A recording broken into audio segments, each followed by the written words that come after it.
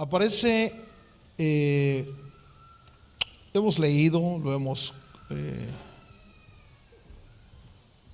muchas veces creo que lo hemos leído estos pasajes, pero cuando Dios saca a Adán y a Eva del huerto, Dios hace una promesa, está en el versículo 15: pondré enemistad entre tú y la mujer, y entre tu simiente y su simiente,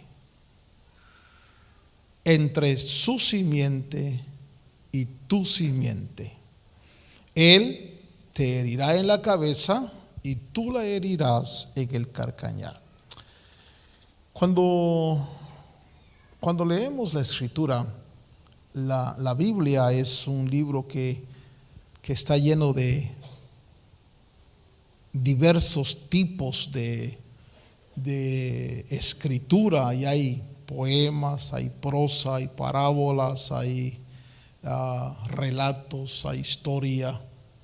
Pero cuando leemos la Escritura, la mente de Dios escribió, la mente de Dios plasmó una comunicación con nosotros. Las historias en la Biblia no simplemente son historias que el escritor inspirado puso, sino esas historias tienen un mensaje, tienen una revelación que Dios quiere dar a nosotros. Y estando leyendo algunas Biblias, me encontré con estos pensamientos que me gustaron, y quiero compartirlos con ustedes.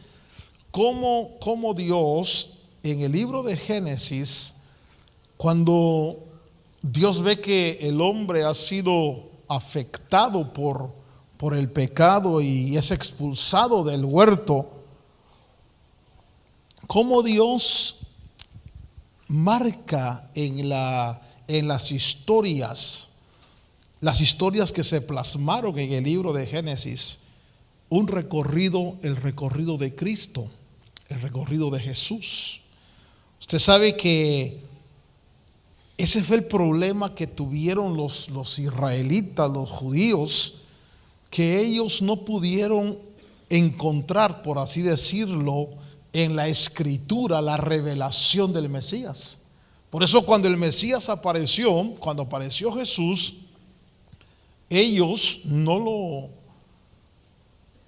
lo pudieron recibir como era, porque no habían comprendido. Cuando nosotros vemos al Señor hablando con ellos, algunos dicen que no entendieron las Escrituras, no pudieron captar la revelación en medio de las Escrituras. Y por eso me llamó mucho la atención, y quisiera que usted conmigo recorriera así brevemente el libro de Génesis, y viéramos en el libro de Génesis, en las historias, la profecía y la revelación de Cristo. Pregúntele a que está a su lado: ¿tú ves en el Génesis a Jesús? Y le va a decir de plano: sí, ahí está toda la historia, todo lo que ha pasado con Cristo. Yo quisiera que viéramos los personajes, porque le digo que el pensamiento me gustó, la figura me fascinó. ¿Cómo encontrar a Jesús en el Génesis? Porque usted encuentra a Jesús en los evangelios, en Mateo, Marcos, Lucas y Juan. Pero encontrar a Jesús, encontrar su historia, encontrar su desarrollo, encontrar las distintas facetas que iba a vivir el Señor en el libro de Génesis, es sorprendente. Yo quiero que usted vaya conmigo en esta noche a este vuelo sobre el libro de Génesis. Y el libro de Génesis nos habla de personajes. Se sabe, cuando ya son expulsados del huerto, sucede una guerra entre hermanos, un pleito entre hermanos. Caín mata a Abel, y Abel ahí en esa historia, la muerte que sufrió fue una muerte violenta y fue una muerte injusta. Y esa muerte de Abel fue originada, hermano, porque su hermano le tuvo envidia. Y esa Abel, Dios le estaba diciendo a la humanidad: el Mesías va a morir violentamente e injustamente, y la causa por la cual lo van a matar es por envidia, porque los sacerdotes decían: este es el heredero, matémoslo y quedémonos con la herencia. Abel, entonces, cuando Dios habla en el libro de Génesis, Abel está hablando de la muerte violenta e injusta de Cristo. O sea que Abel, Dios plasmó, porque hubieron muchas historias de violencia en el tiempo antiguo, sobre todo en ese tiempo, pero Dios escogió esa historia de Caín y Abel para decirles: el Cristo que viene va a sufrir una muerte violenta e injusta, y la causa va a ser envidia. Fíjese cómo Abel tipifica la muerte de nuestro Señor. Otro personaje que aparece en el Génesis es Enoc. Enoc es un hombre que en la Biblia se dice que caminó con Dios 300 años y de repente Enoc desaparece. Pero no hay mucha información sobre Enoc cuando dejó de ser. Y Enoc, Dios tomó la historia de Enoc porque su vida, la vida de Enoc, revela lo oculto de la vida de Dios, la obediencia de Jesús hasta dejar de ser. Usted recordará cuando Jesús en el Getsemaní dice: Padre, no se haga mi voluntad sino la tuya. Entonces Enoc nos habla de esa vida oculta. Cuando digo vida oculta, estoy hablando de esa vida que estaba detrás del personaje o del hombre Jesús. Todos decían: es el hijo de José y María. Todos decían: él nació en Nazaret.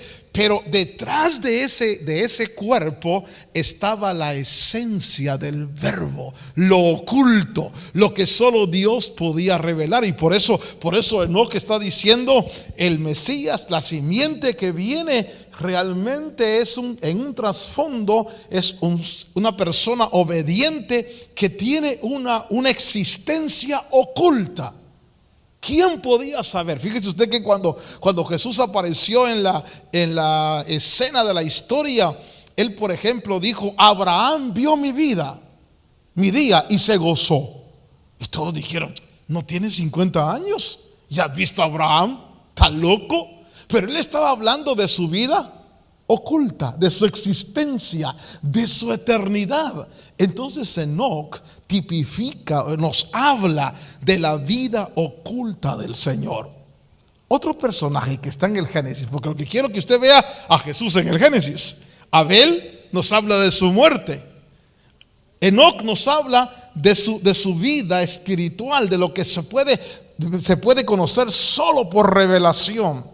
Pero otro personaje que está en el Génesis y que Dios lo agarró y lo puso en la historia es la historia de Noé. Ya conmigo, Noé. La característica de Noé es que Noé es salvador.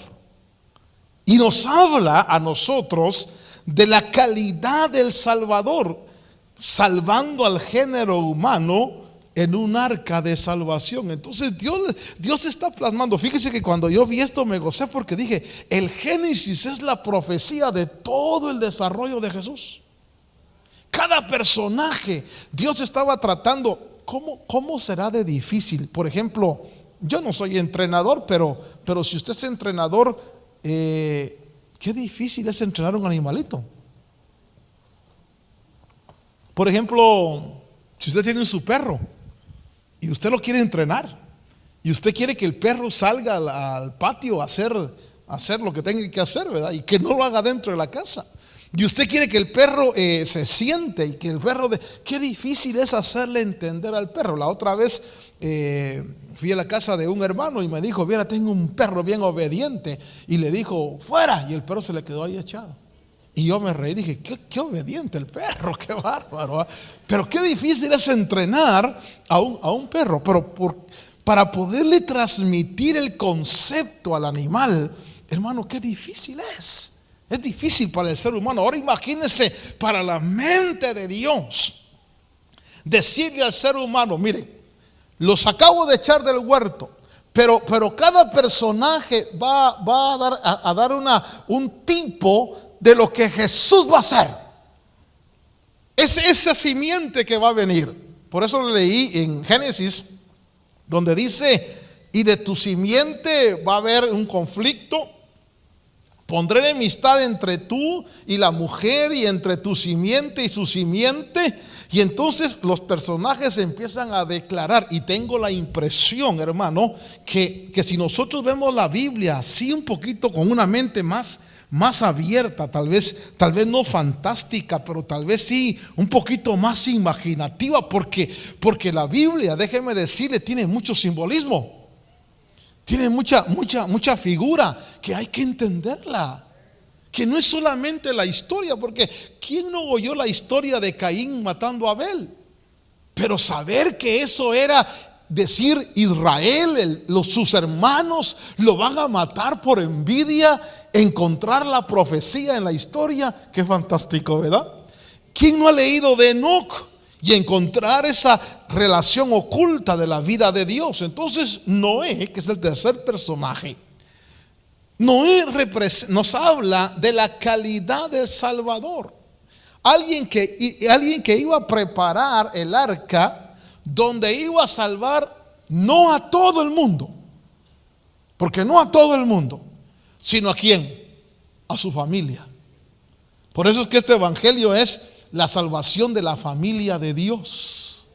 Por eso es que cuando nosotros vamos a la escritura, y déjeme decirle, Él pagó por su familia. Él fue a la cruz por muchos, pero por su familia. Por eso Jesús, cuando viene y habla con Nicodemo le dice: sabemos que has venido de Dios. Y Jesús le dice: mira, si no naces de arriba, si no naces del Espíritu.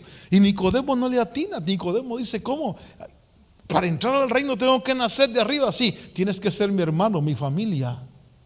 Cristo vino por su familia, y bendito sea Dios, usted y yo somos parte de la familia de Dios.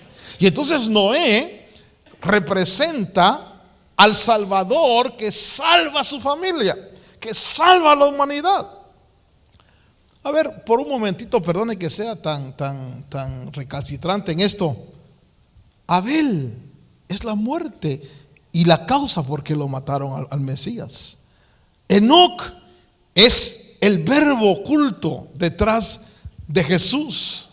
Noé es el Salvador que trabaja para salvar su familia. El otro personaje es Abraham. ¿Y cuál fue la característica de Abraham? Sino que Abraham, Dios lo mandó a recorrer todos los lugares. Y Abraham, usted recordará que era un predicador del monoteísmo. En medio de aquella cultura de idolatría, de muchos ídolos. Y es interesante cuando uno lee, por ejemplo, que el papá de Abraham, Taré, era idólatra. Una de las historias más interesantes en el argot judío es que un día Abraham agarró un palo y le destruyó todos los ídolos a Taré, y puso el palo en el ídolo más grande y le puso el palo ahí. Entonces cuando Taré entra, la tradición judía dice que Taré le dijo a Abraham: ¿por qué hiciste eso? Y Abraham le dijo: no fui yo, fue él, le dijo, él que tiene el palo. Y entonces Taré le dijo: no, ¿cómo estás loco? Si él no se mueve. Y entonces Abraham le dijo: ¿y cómo puedes creer en él si él no se mueve? Entonces Abraham era un predicador del monoteísmo, y Dios lo mandó a recorrer la tierra. Entonces Dios estaba diciendo: el Mesías, nuestro Señor Jesucristo, Abraham representa su ministerio y sus viajes en Jerusalén, en todo Israel. Abraham representa a Jesús. Si alguno caminó toda la tierra santa, fue Jesús, de aldea en aldea, de caserío en caserío, predicando. Por eso dice: es necesario que vaya y predique a otros lugares. Entonces Fíjese cómo si hubieran entendido el Génesis, hubieran reconocido a Jesús. Hubieran dicho, oh, este es el Abel que inocente, este es el Enoc, que hay una vida oculta y alguien está detrás de él. Es el Salvador, es el predicador, el que trae las buenas nuevas. Abraham entonces representa su ministerio y sus viajes. Pero hay otro personaje en Génesis, Melquisedec. ¿Se recuerda quién es Melquisedec? Melquisedec representa el sacerdocio y la entrega de su cuerpo y de su sangre. Fíjese usted que entonces aparece Melquisedec. Usted sabe que Melquisedec lo que hizo fue sacó pan y vino, y era sacerdote del Dios Altísimo. Está diciendo Dios, el Mesías va a dar pan, que es su cuerpo, y vino, que es su sangre. Y va a ser el único que puede bendecir, porque será sacerdote del Dios Altísimo. Interpretemos el Génesis entonces proféticamente. Abel, usted sabe cuando Abel, la muerte de Jesús. Enoc, el verbo oculto en Jesús. Noé, el Salvador, que se esfuerza por salvar su familia, por llevarlo al otro lado después de la destrucción. Abraham, el predicador que va por todo Jerusalén. Melquisedec, el sacerdote, el sumo sacerdote. Melquisedec habla de su sacerdocio, del que ministra pan, del que ministra vino. Pero luego aparece otro personaje en el Génesis. Fíjese que le estoy mencionando solo los personajes del Génesis. Isaac.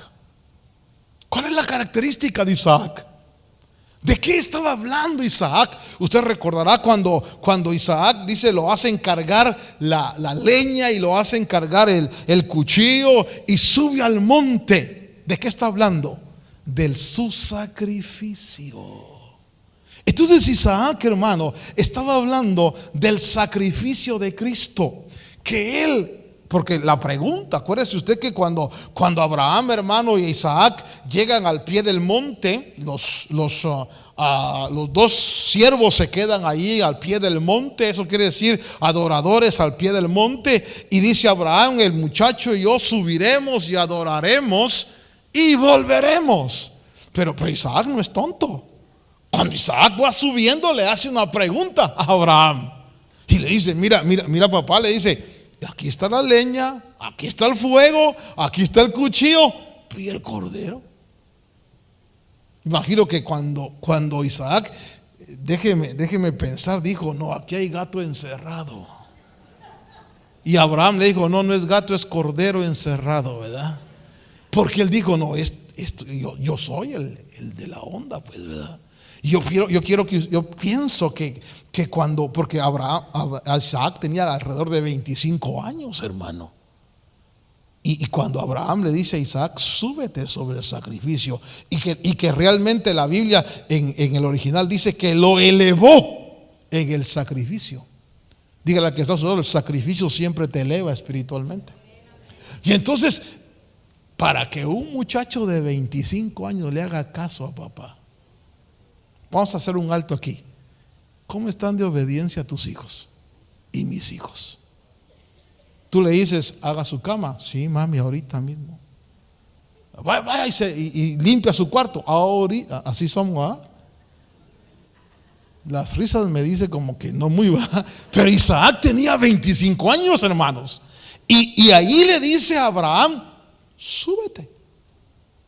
Hermano, y piense, Isaac subiéndose y viendo que su papá lo va a inmolar, lo va a matar, lo va a degollar. Entonces, en el libro de Génesis, Isaac nos habla de su sacrificio, pero no solo de su sacrificio, sino de quién lo iba a inmolar.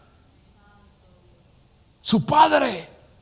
Porque déjeme decirle, no piense usted que fue el diablo el que mató a Jesús en la cruz del Calvario. No, el diablo no fue. Fue que en la cruz del Calvario la ira de Dios, su Padre, Hermano, no fue, déjeme decirle, no fue un pedernal afilado, fue la ira de Dios. Y por eso la tremenda declaración que, aunque algunos dudan que así sea esa declaración, cuando Jesús dice, Eloi, Eloi, lama sabactani, que Padre, ¿por qué me has desamparado? Aunque algunos que hacen inversión de lenguaje y que lo están llevando del inglés al griego y del griego al hebreo y del hebreo al arameo, que ese es el proceso de inversión que hacen en la palabra, dicen que el sentido correcto no es ¿por qué me has desamparado?, sino para esto me has destinado. Pero ¿quién mató a Jesús en la cruz del Calvario? La ira de Dios. Y entonces Isaac, ¿de qué nos habla? De su sacrificio. Otro personaje, Jacob. Usted sabe que aparece Jacob ahí. Y usted ha leído el Génesis, ¿verdad? Sí ha leído. Pregúntele, ¿ha leído el Génesis? No. Porque si usted ha leído el Génesis, está conmigo en la mente corriendo los personajes, ¿verdad? Primer personaje, Abel. Segundo personaje, Enoc, Noé. Ahí va la profecía. Ahí va Dios diciendo, va a haber una muerte violenta por envidia de alguien que no es del todo humano como Enoc en su vida oculta, pero es el Salvador, el Cordero, es el que va a llevar las buenas nuevas a todo Israel, es el sacerdote que va a dar su carne y su sangre por ustedes, y es el Cordero que se va a sacrificar por ustedes, Isaac. Bueno, yo ya les platiqué de 6. Ahora quiero que usted me diga, ¿qué representará Jacob? A ver, pregúntele a la que está a su lado, porque ustedes ya son sabios en esto. Dígale, a ver, ya, mira, si Abel es el sacrificio de Cristo, si Enoc es su vida, que tiene por revelación, si Noé es el plan del Salvador, si Abraham es el evangelista, el que va a dar las buenas nuevas, Melquisedec el sacerdocio, Isaac es el cordero que se sacrifica, ¿qué será Jacob? Pregúntele, por favor. Como dice cierto personaje ahí, pregúntele. Y fíjese que Jacob tiene una característica. Cuando usted recuerda la vida de Jacob, ¿qué es lo que le viene a la mente? Ayúdenme, por favor, porque ahí de veras ya no voy a predicar. Ayúdenme. Ahora les toca a ustedes. Se recuerda que Jacob, su problema de Jacob es que Jacob de pronto se enamora. Diga, llegó el amor. El amor. Llegó el amor a la profecía. Y se enamora de Raquelita, ¿verdad? Y está dispuesto a trabajar por Raquel. Y la característica de Jacob es que trabajó por Raquel, pero que hasta cierto punto yo no puedo comprender, hermano, no puedo entender, me cuesta, aunque yo sé que no había luz eléctrica, yo sé que yo entiendo eso, pero en la noche de bodas, ¿cómo no identificó que era Lea?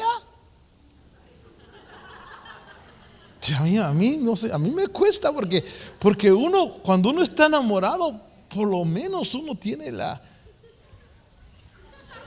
si uno dice es así, ¿verdad? O tal vez como en el Medio Oriente y las mujeres, tal vez solo los ojos, ¿verdad? Le veía a Lea en la noche y dijo, tal vez, no sé cómo, no detectó que era Lea. Pero la característica de Jacob es que Jacob trabajó ¿por qué? Por mujer. Entonces está diciendo ahí, Jacob representa sus trabajos del Mesías para conseguir esposa. Fíjese qué interesante. Voy a tratar de extraer la profecía de los nombres y usted me va a ayudar. Abel, mire, pondré enemistad entre tu simiente y su simiente. Abel, un sacrificio por envidia, un sacrificio violento. Enoc va a ser alguien que va a estar en la tierra, pero es el verbo. Noé es el Salvador. Abraham es el evangelista, el que va a publicar la palabra. Melquisedec el sacerdote. Isaac el cordero. Jacob el que va a trabajar. Le dijo Jesús a Simón, le dijo: mira, voy a edificar mi iglesia. ¿Y qué es la iglesia de Cristo? La esposa. Fíjese que todavía. Ahora, ¿cuánto tiempo trabajó por Raquel? Y por Lea. Y por las ovejas. ¿Sabe cuánto trabajó Jacob para Labán? 20 años.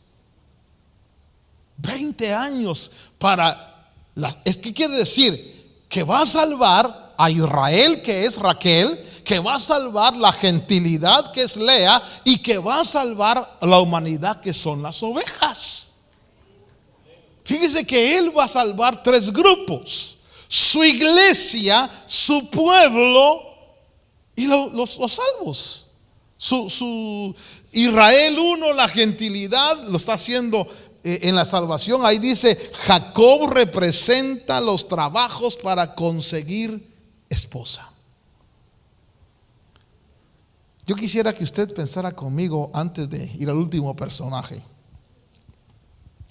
¿Ellos entenderían eso, hermano? O cuando leían el Génesis, leían: sí, ahí está Abel, está Noé, está... Y es como nosotros vamos a la escuela dominical desde niños y nos enseñan los personajes y sabemos los personajes, pero ¿qué representan? ¿Qué están profetizando? ¿Qué están anunciando? ¿Qué es por qué Dios puso esas historias? Porque la historia tiene una proyección profética. Y entonces voy al último personaje. Y el último personaje, ¿quién es? En la Biblia, en el Génesis. ¿Quién es? José. José. ¿Cuál es la característica de José? En primer lugar, José es el soñador. Fíjese, es el que tiene revelación. Segunda característica de José es que también, hermano, sus hermanos lo hacen que tenga sufrimiento. Y el sufrimiento de José, hermano, es tan terrible que va cayendo poco a poco, hasta llegar a la cárcel. ¿A dónde llegó Jesús, según Pedro, en espíritu? A los espíritus encarcelados. Fíjese, José llegó a la cárcel.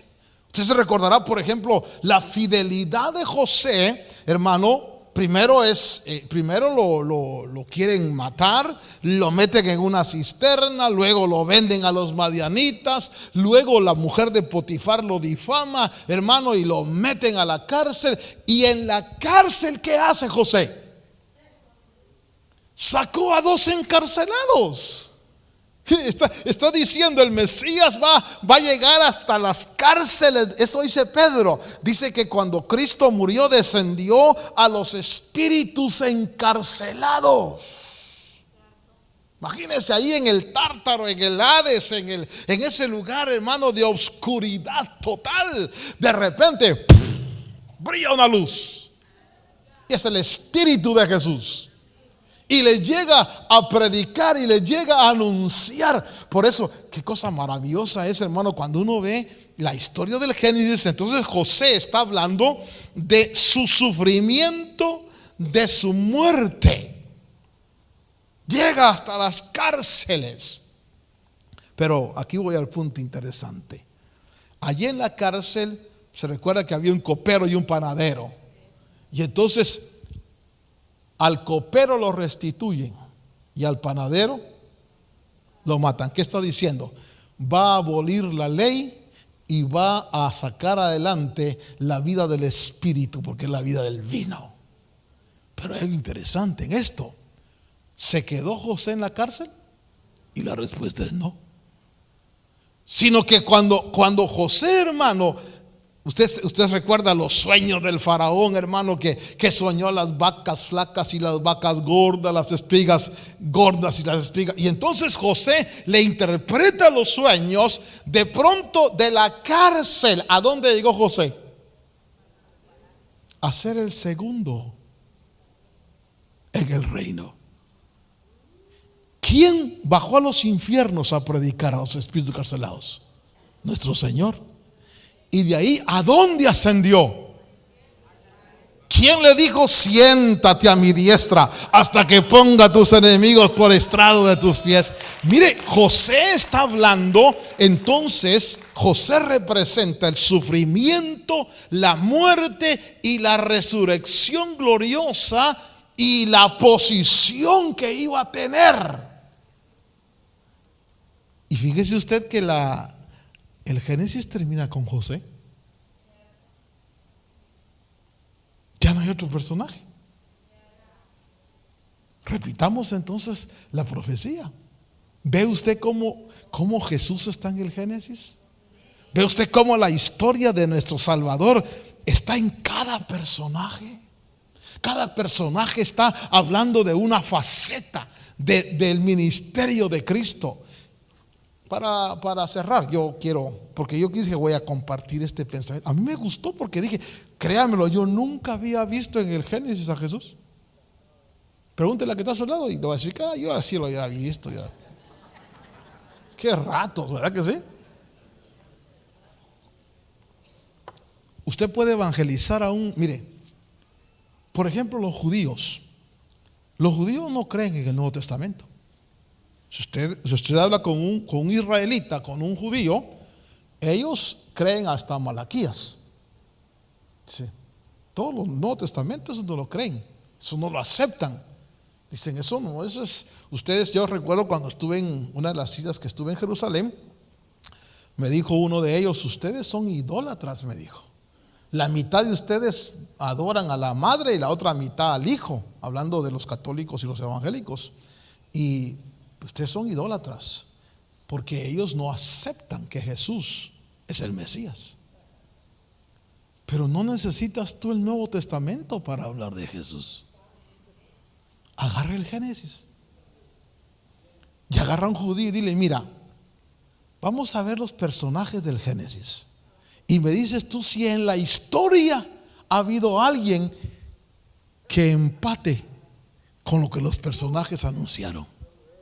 Por ejemplo, ¿habrá alguien en la historia que ha sido muerto violentamente por la envidia de sus hermanos?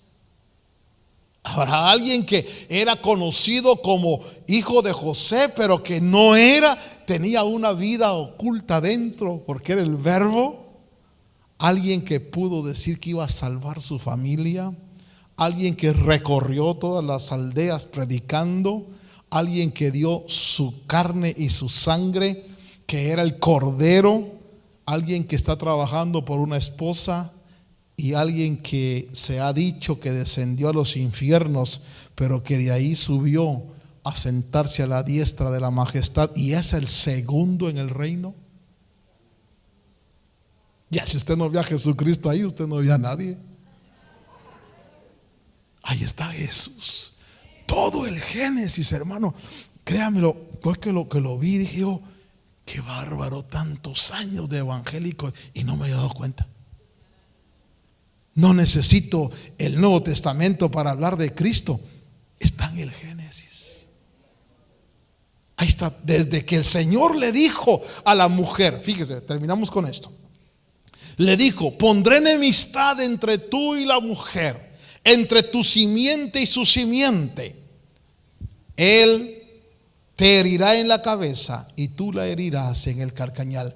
Y entonces el Génesis comienza con los relatos. Cuando usted lea el Génesis, usted ahora va a saber, usted lee despacio la vida de Abel.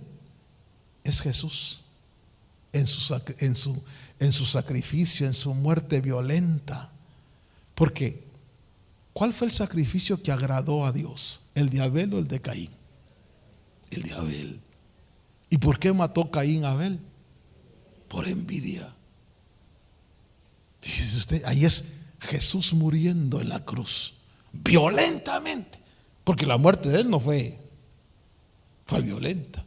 Cuando usted lea a Enoc caminando con Dios hasta desaparecer, es que alguien estaba adentro que no era el Jesús que conocemos. Por eso en la resurrección María no lo reconoció, porque el velo, cuando usted ve, la Biblia habla del velo, habla del cuerpo. El velo era un cuerpo. El cuerpo era el velo. O sea, si pudiéramos abrir el cuerpo. Por eso déjeme decirle algo. Usted lo que ve aquí es el velo. El velo, ¿verdad? Pero lo que está adentro es el verdadero Hijo de Dios. Por eso, mira a su hermano y dígale: tú tienes un bonito velo, pero lo que está adentro, ese es el verdadero Hijo de Dios. Porque hermano, la gente lo que ve es el velo, la humanidad. Pero dentro, por eso Pablo decía: tenemos este tesoro en vasos de barro. Hay un tesoro adentro, y ese es Enoc. Noé, el Salvador. Abraham, el predicador. Melquisedec, el sacerdote que da el pan y el vino. Isaac, el cordero sacrificado. Jacob, el enamorado. Qué cosa, hermano. ¿Sabe que Oseas dice que por hallar esposa se hizo pastor?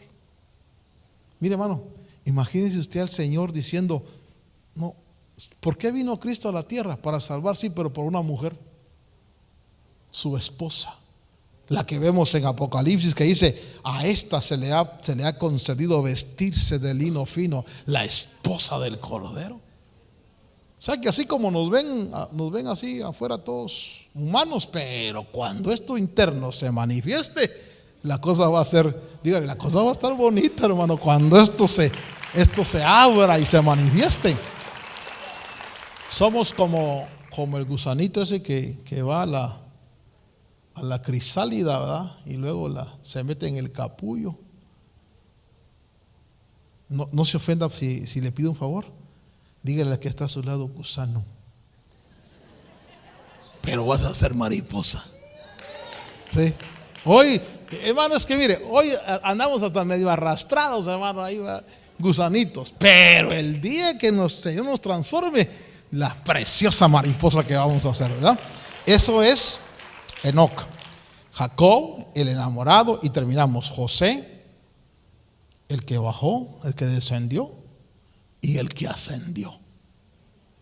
Entonces todo el Génesis me habla a mí de la vida, el desarrollo de nuestro Señor Jesucristo. Quiero decirle: Señor, gracias por eso. Gracias por lo que hiciste por mí. Gracias, Señor, porque puedo ver en tu palabra. Es profético. Las historias no son solo historias. Las historias son proyecciones proféticas que Dios dio, y que si nosotros las entendemos, y tengo la impresión de que posiblemente también ahí hay proyección de la iglesia, proyección aún personal, para saber que uno va pasando esas etapas. Padre Dios, esta noche, gracias porque nos permites no solo leer, no solo, Señor, oír, sino que en tu gracia entender que detrás de las historias, detrás, Señor, de la narración, hay una proyección profética. Hay una declaración de tu mente. Hay una declaración, Señor, de tu corazón, que cuando lo entendemos, podemos, Señor, admirar la grandeza de tu sabiduría. La grandeza, Señor, de tu conocimiento, Señor, y también la grandeza de tu sencillez, que puedes humillarte, Señor, y vernos y tratar de darnos a conocer tu voluntad, tu plan, Señor, para nuestra vida. Gracias por Jesús. Gracias por ese plan perfecto, Señor amado, que inicia con un Abel sufriendo, pero termina con un José reinando. Quizás tú y yo tengamos que pasar así como esta etapa de un Abel sufriente, pero el final es un José reinando, sentado a la diestra. Padre, te damos gracias por esa verdad maravillosa. Te bendecimos, Señor, porque está escrito. Ahora lo entendemos, Señor. La meta es el reino contigo. La meta es sentados juntamente con Cristo en lugares celestiales. Aunque el desarrollo, Señor, sea un poquito difícil, gracias por la meta. Gracias por el final, Señor. Gracias por enseñarnos y por abrir nuestros ojos. Te bendecimos, Señor. ¿Quiere usted bendecir a Jesús y decirle: te bendigo, Señor amado? Bendigo tu gran amor, bendigo tu gracia, bendigo, Señor, esa entrega maravillosa que hiciste. Te bendigo por ser mi Salvador, por ser mi Señor. Te bendigo por ser mi sumo sacerdote. Te bendigo por ser mi apóstol, Señor. Te bendigo, Padre, por ser ese cordero, mi cordero que se entregó. Te bendigo por ser ese esposo amante de esa iglesia. Y te bendigo por ser el Rey sentado a la diestra. Esta noche te bendecimos. En el nombre de Cristo, Padre, te damos gracias. Espíritu Santo, te bendecimos. Gracias. A ver, digámosle al Señor: poderoso, poderoso, maravilloso, poderoso Dios. Te bendecimos, Señor. Poderoso Dios. Mi alma clama por ti.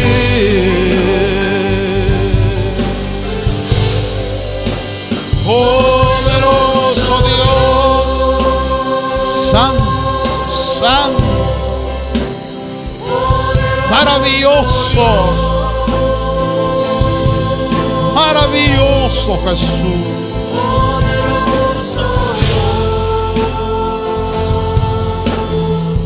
Mi alma clama por ti.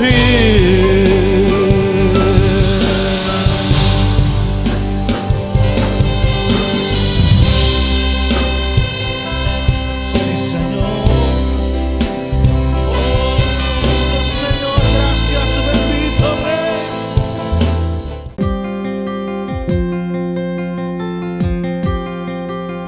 Agradecemos su amable sintonía.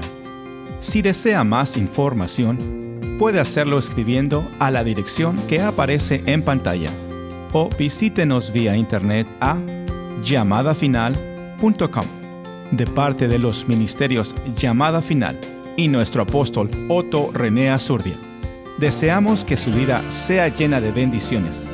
Y recuerde que estamos predicando el Evangelio con una llamada final.